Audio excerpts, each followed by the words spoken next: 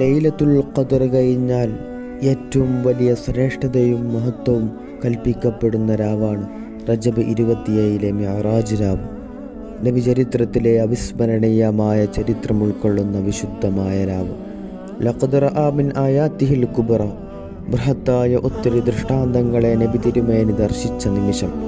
5 വക്ത് നിസ്കാരത്തെ പരമായി നൽകപ്പെട്ട ഒരു പ്രയാണം. ത്വായിഫുകാർ നബിയെ തള്ളിക്കളയുകയും ആട്ടിയോടിക്കുകയും ചെയ്ത അതിദാരുണമായ സംഭവത്തിന് ശേഷം ലോകരക്ഷിതാവ് തൻ്റെ ഹബീബായ റസൂലിൻ്റെ ഹൃദ്യമാക്കാൻ തെരഞ്ഞെടുത്ത പ്രയാണം.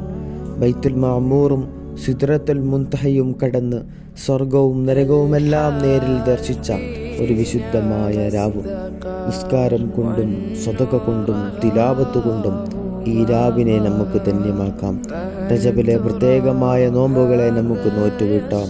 അള്ളാഹു അനുഗ്രഹിക്കുമാറാവട്ടെ.